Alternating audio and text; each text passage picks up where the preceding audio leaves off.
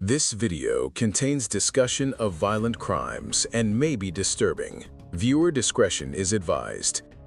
All allegations remain alleged unless confirmed by court records.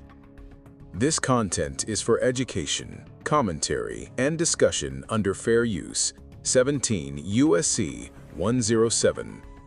We do not glorify offenders. We honor victims and discourage harassment of anyone mentioned.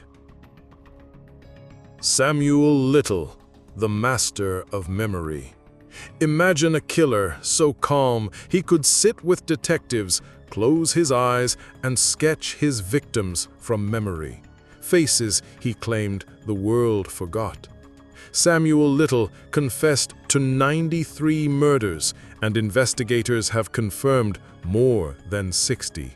For decades, he flew under the radar by targeting women on society's margins. Runaways, sex workers, women struggling with addiction, people who weren't quickly reported missing. He drifted city to city, using charm and a soft voice to disarm. Then violence to silence.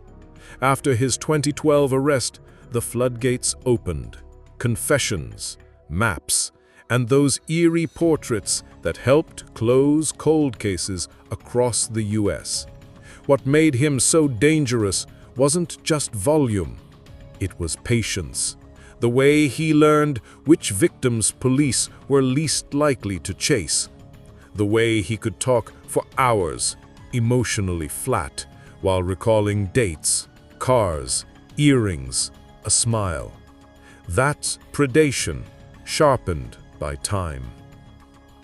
And if that calculated calm unsettled you, meet the man who tried to complete a chessboard with human lives. Alexander Petrushkin. Alexander Petrushkin, the chessboard killer. What if murder wasn't about rage, but about filling 64 little squares?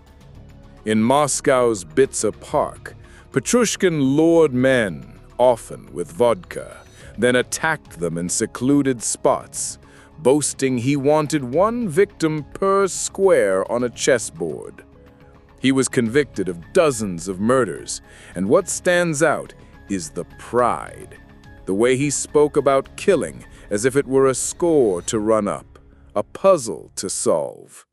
He learned the park's rhythms, picked targets he could isolate, and sometimes returned to crime scenes like victory laps. He wasn't hiding a secret life so much as savoring the game. Confident police would never connect the bodies in the woods. When investigators finally confronted him, he didn't crumble, he performed.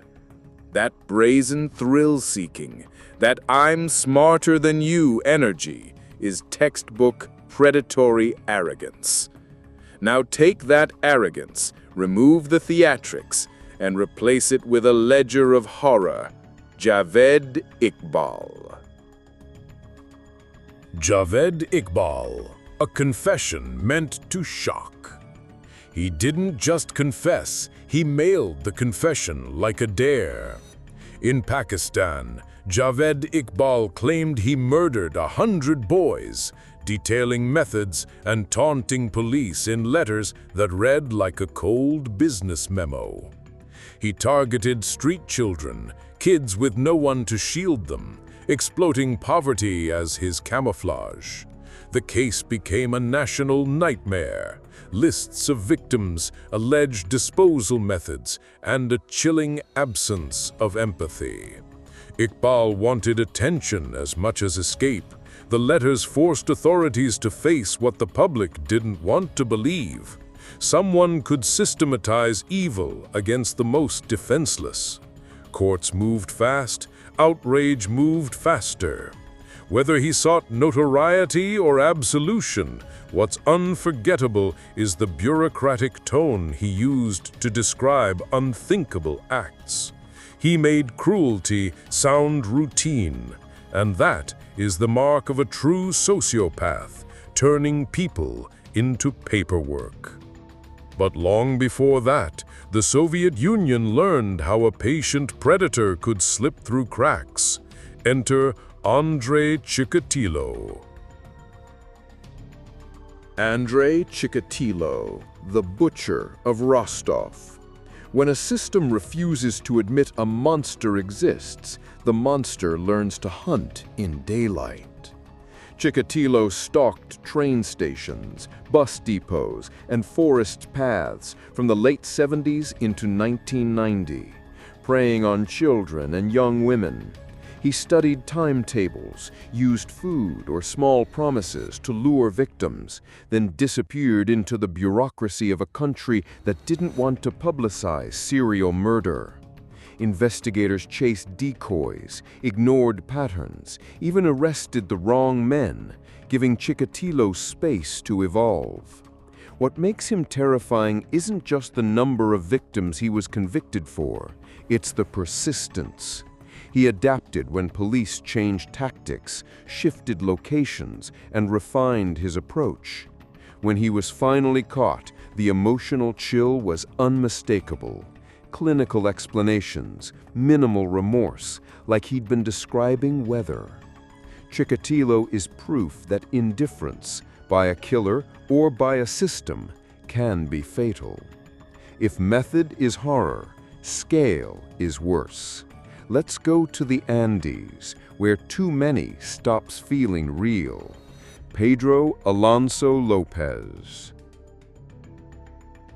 Pedro Alonso Lopez, the monster of the Andes. What happens when the body count gets so high, people doubt the math?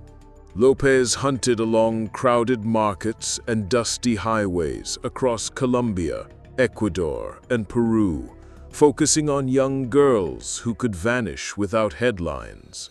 He blended in, friendly smile, quick conversation, then gone. Authorities convicted him of 110 murders.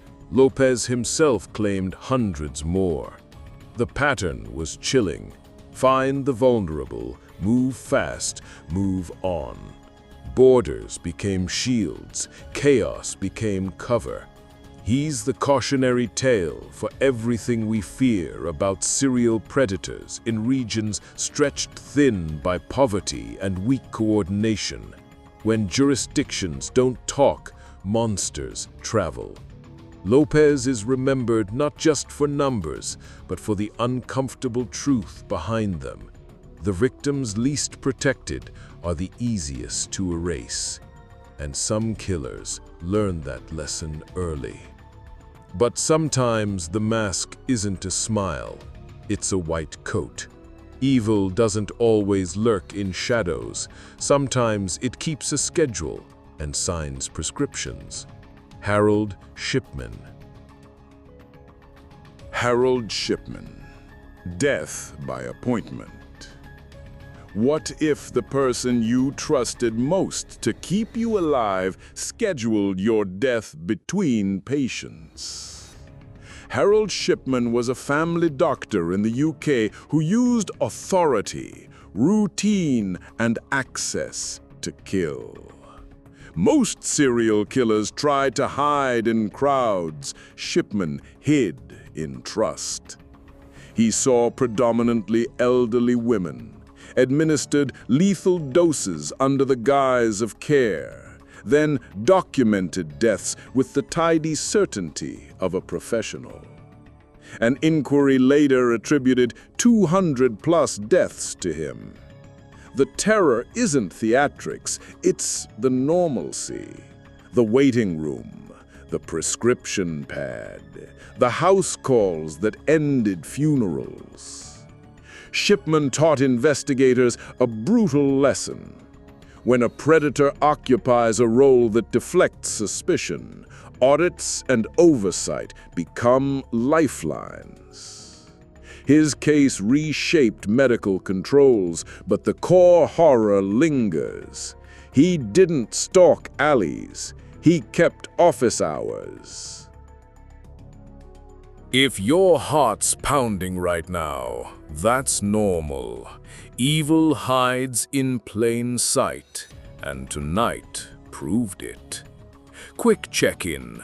Which story rattled you most? Drop one word in the comments. Memory, chessboard, letters, Rostov, Andes, or Doctor. I'm reading everything. If you learned something, smash like so this gets pushed to people who still think they can spot a sociopath on sight. Hit subscribe and tap the bell. This channel is where we study manipulation without glamorizing monsters. Share this with a friend who loves dark psychology but respects victims. Want more? Cue up the True Crime Deep Dives playlist pinned below for back-to-back breakdowns, no fluff, just facts and pattern spotting. And remember, these cases are for education and commentary. We honor victims here. If you or someone you know needs help, check your local resources and hotlines. All right, lock in, stay curious, and most of all, stay safe. I'll see you in the next one.